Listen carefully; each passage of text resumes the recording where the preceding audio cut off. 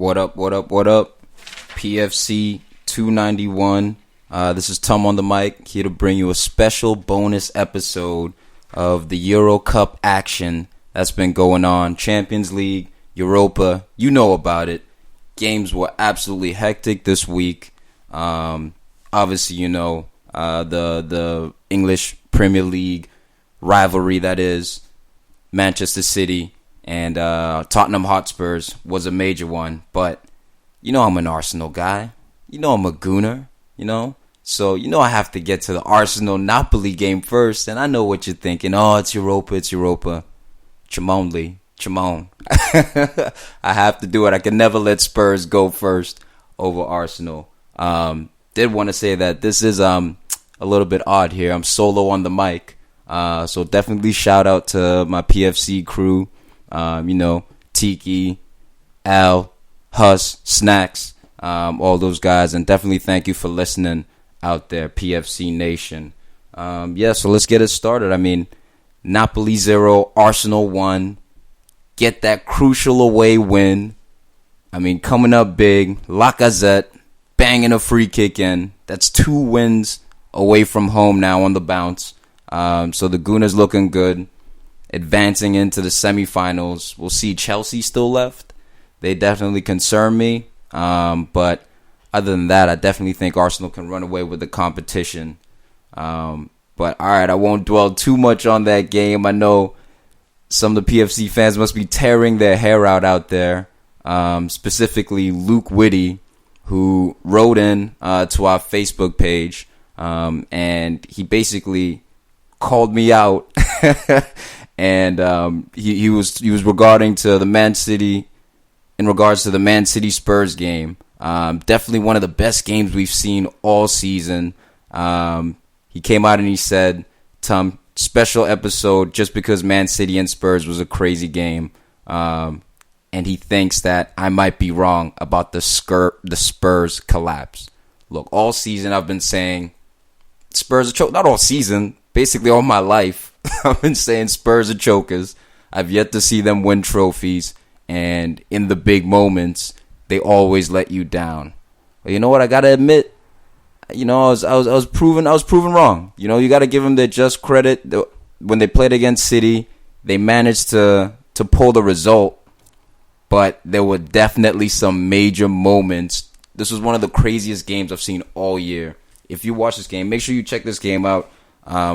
Do whatever you have to do because there were 4 goals in the first 11 minutes of this match. I mean, absolutely crazy. Don't remember seeing a Champions League game quite like this. And very entertaining, of course. I mean, if you look at Champions League and Europa right now, you've got to say that the English Premier League is the best league in the world. Honestly, like, for a long time, it's been the most competitive league. You know, from top to bottom, just in terms of a physical fight. You could lose basically to any team, you know, going away from home. And I've always maintained that La Liga is the best league. You know, obviously technical, very technical footballers in La Liga, smart players, quality. But with basically in the Europa, you had 2 English teams in the semifinals. In Champions League now, you have 2 English teams in the semifinals, Spurs and Liverpool. And then you have Chelsea and Arsenal for Europa in the semifinals. I mean, you've got to say the quality that's in there. You know, and Manchester United beating PSG.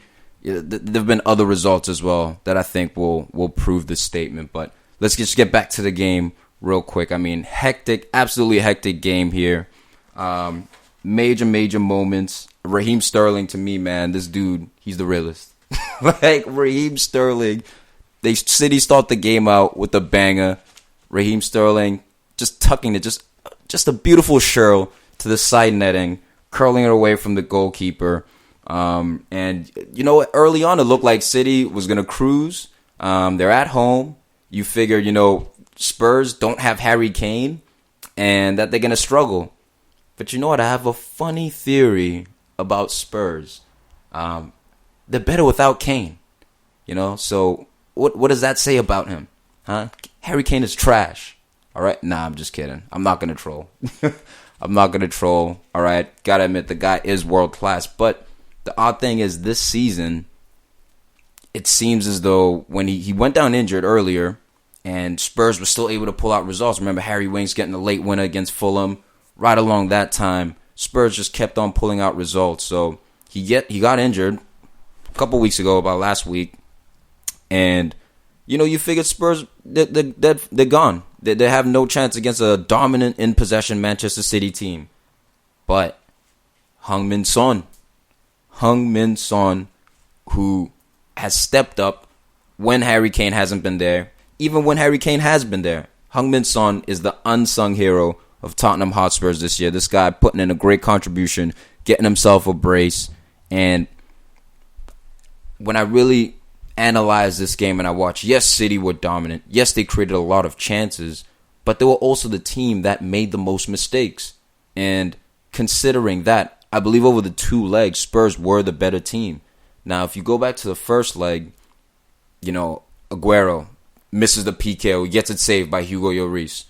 That's a major moment right there. That one goal, potentially Man City could have gone through on aggregate. That one goal makes it 5-3, and I'm sorry, not 5-3. It will make it they'd be able to go through on aggregate. Spurs would have had 4 goals with the first goal they scored away, and Man City potentially would have made that a 5th goal with that Aguero goal. So yeah, they would have went through just by 1 goal, and that penalty kick was a major moment. Brain fart there. I'm not a mathematician. just had to recollect the score. But anyway, a couple things I took away from this game. I mean, Kevin De Bruyne is back. He gets himself a hat-trick of assists. He's looking like he's back in form, which is a major concern for Liverpool now, because Liverpool have a choice to make. Are they going to focus basically on the league, or they're going to focus on the Champions League? Now with Manchester City out of the Champions League, I mean, it's obvious they're just going to dedicate everything to winning the league, and potentially trying to get that treble. They still have a treble hope, but you're dead, Man City. No quadruple. Cut that dream out. Not happening. Tired of Pep Guardiola. All right, we cannot have this dude dominate the EPL. It was so funny to see when Manchester City thought they had won this game. I mean, it was like the 92nd minute or something crazy like that, and Raheem Sterling scores what looked like a potential hat-trick game winner, but Kun Aguero was caught offsides, and this was, I believe, an offsides. Lots of City fans out there saying, oh no, it was unintentional, deflected.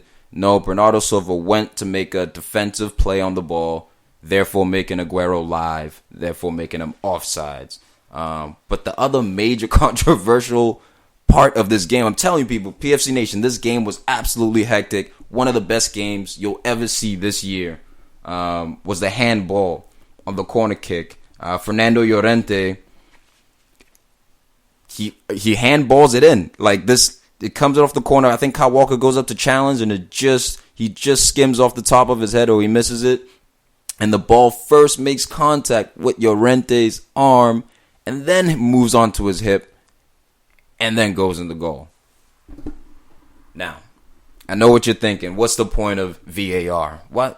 What's this use? If people aren't going to get it right, what's the use of VAR? Look, as far as the referee goes, I believe this is one of the best referees in the world. Don't really know how to say his first name. I think it's Suyent Chakir. I kind of feel bad for this dude. All right, because if you look at the angle at which he was shown, on the camera angle, it was very difficult to tell. But the controversy was that apparently the referee, there was another reverse camera angle that showed it from like within the net or within the goal. And it was clear as daylight that ball makes contact with Llorente's arm first and then off of his hip. Now, the rule is that if like, look, you can have handballs that are incidental contact, but if a handball plays a material role in an occasion, like if it leads to a goal, essentially, if it makes, whether it's unintentional, or intentional, if it makes contact with the hand first, it's a handball. So look, Man City got hard done on that one with VAR. I mean, it just wasn't in the cards for Man City to go through. Pep Guardiola's got a weird Champions League curse ever since he's left Messi. So, I mean, is he gassed? I mean, we know he's clearly the best manager in the world right now, but he just cannot seem to get over this Champions League hump. Man City can't seem to do it. And as an Arsenal fan, it made me a little sour to see Spurs go through. I'm not going to lie. Made me a little bit sour. But you know what? They actually seem to be a more difficult team to prepare for without Harry Kane. Because you don't know where the goals are going to come from. Some might come from Son. Some might come from Eriksen. Lucas Moura just scored a hat-trick last week. So this was an absolutely banger of a game. Make sure you check it out. I'm just going to run through a couple of the other results. I won't go too in depth. That right there was just an absolutely amazing game. One of the best games of the year. Manchester City 4, Tottenham Hotspurs 3. But Spurs go through because they beat them 1-0 in the first leg. So definitely make sure you check that game out when you get a chance. And to Luke Whitty, Spurs are going to choke. All right. I mean, PFC Nation, feel free to write in to our Facebooks. Our Facebook, Instagram, Twitter. If you have any questions, you want to shout us out, for sure, send them in. You ask, you shall receive. Spurs will choke. Wouldn't be surprised if they got to the final and then they end up losing in PKs.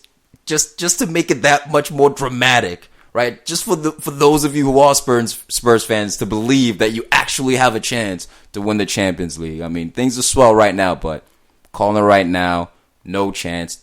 The brighter the lights get, the more they shrink. Spurs, not about this life. Anyway, moving on. That was some serious haterade. Moving on to the Juventus Ajax game. Another shock game. I mean, oh my God, another shock game. I feel like in professional sports, when everyone believes that a team is such a heavy favorite, when everyone believes that there is absolutely no chance that the underdog is going to win, that's when that's when you tend to see the David and Goliath scenario. And that's what this was. And David, who was Ajax in this case, was whipping that ass. I mean, they deserved to win this match. Clearly. I mean, the chances they were creating, the amount of possession, these guys, I mean, Ronaldo, he does what he does, right? Like, what are you going to do? If you're Juventus, you've just invested in Cristiano Ronaldo. The man scores a goal off of a header. The best header of the ball I've ever seen, by the way. And I really don't say that lightly. There have been great headers of the ball. But it seems as though every time this dude goes in for a header, it's a goal. So Juventus start very well. CR7 gets the first goal, and that the old lady. But it's almost as if, they fell back into that old Italian style mentality of defending and calcio, and we can just sit back. And this young Ajax team is hungry, man. These dudes were coming for him. I mean, Ziyech on the right wing, midfield running through Frankie de Jong. I mean, Van de Beek was another player who really stood out for me. And obviously, Matthijs de Ligt with the tall task of marking CR7. You're not going to shut this dude down. But I also have to say another impressive performer was Daley Blind, who was mostly matched up against Paulo Dybala. This was weird how Allegri came out electing to play Cristiano Ronaldo more on the left wing and Paulo Dybala more in that traditional striker's role. Obviously, they'd be fluid and they'd both be in and out.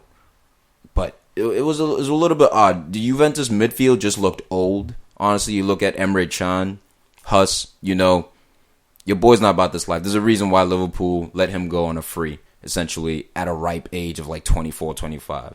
You don't just let that happen, right?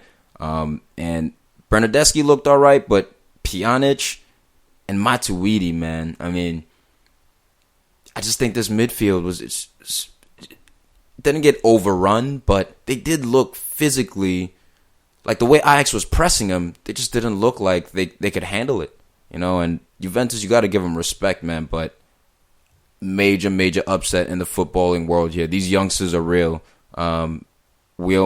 This almost reminds me of AS Monaco, that AS Monaco team. Obviously, different sorts of talents, but remember they made it to the semi-finals a couple years ago. Dudes like Kylian Mbappe were on that team, Bakayoko, Bernardo Silva, and congratulations to Ajax for beating them. But I do kind of believe that they're gonna go through what Monaco went through, and We obviously know Frankie de Jong's headed to Barcelona next year. Matthijs de Ligt.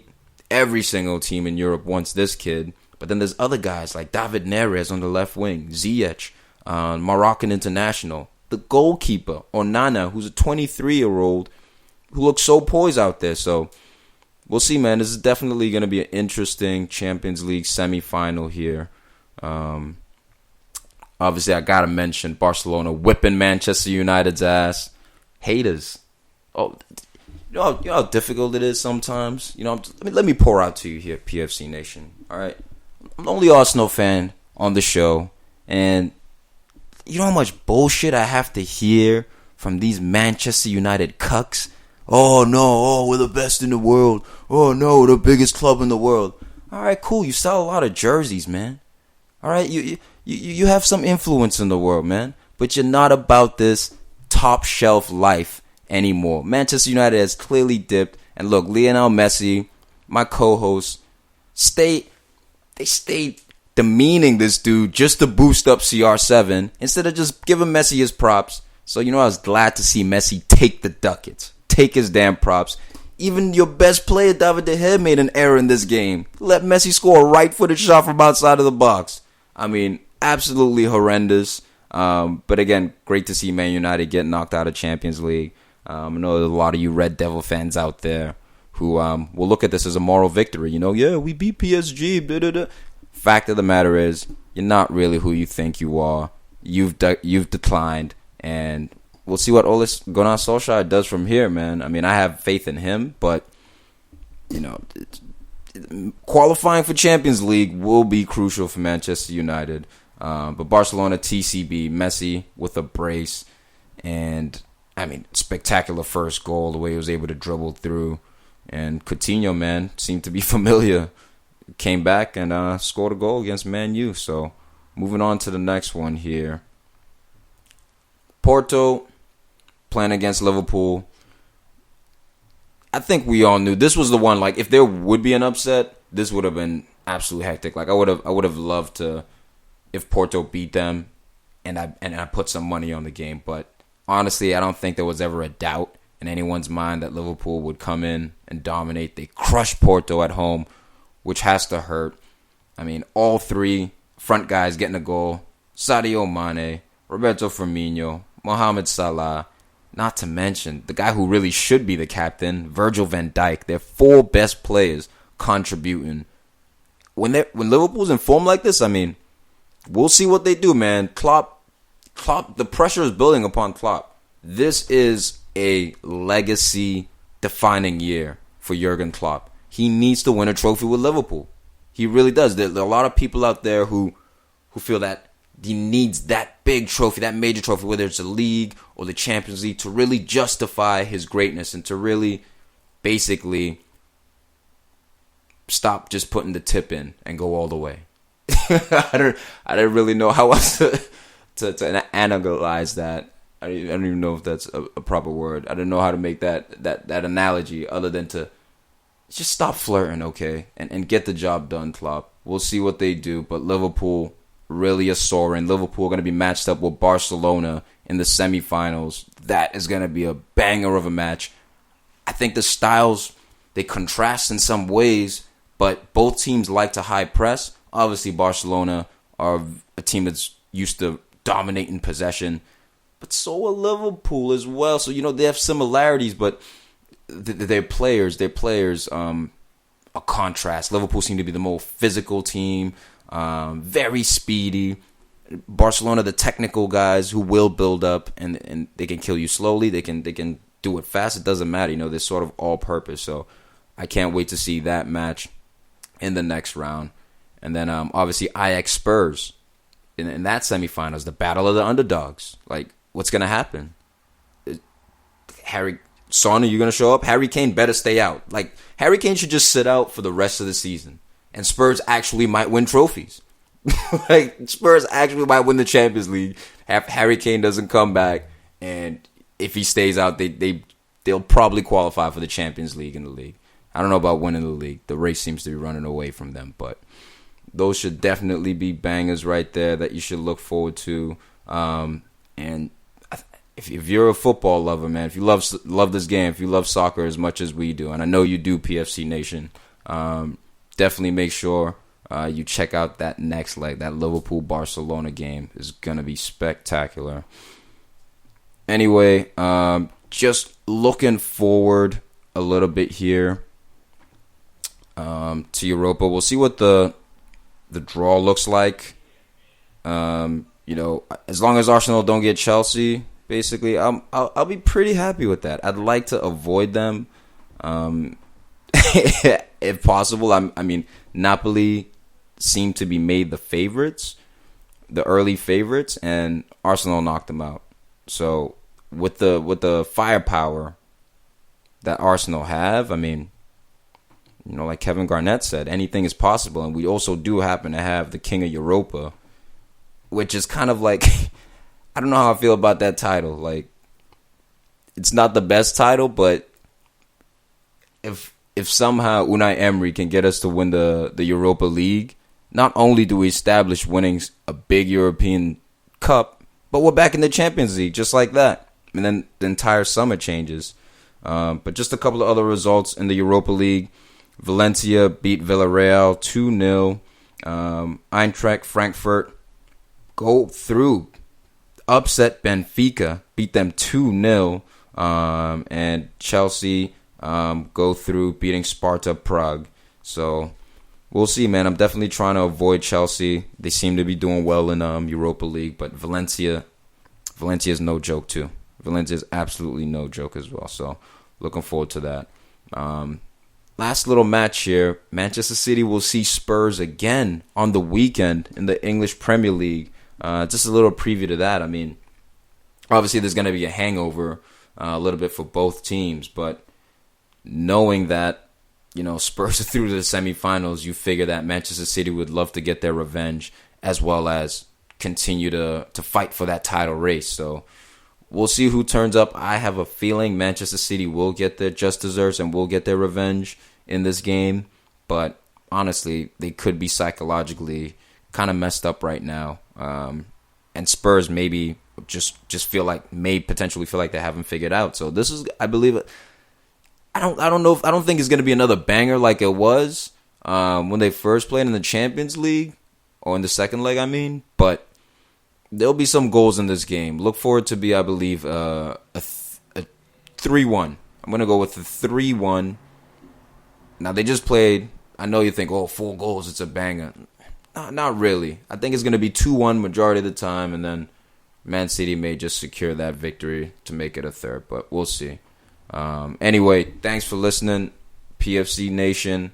Feel free to write in requests. Check out our Facebook, Instagram, Twitter, and seriously, if you want to challenge one of us, and you want to call us out for all the bullshit we talk sometimes, there's nothing wrong with that. We invite that. Okay, so send us some messages. Let's definitely talk, and much love. Appreciate it. Come on, Arsenal.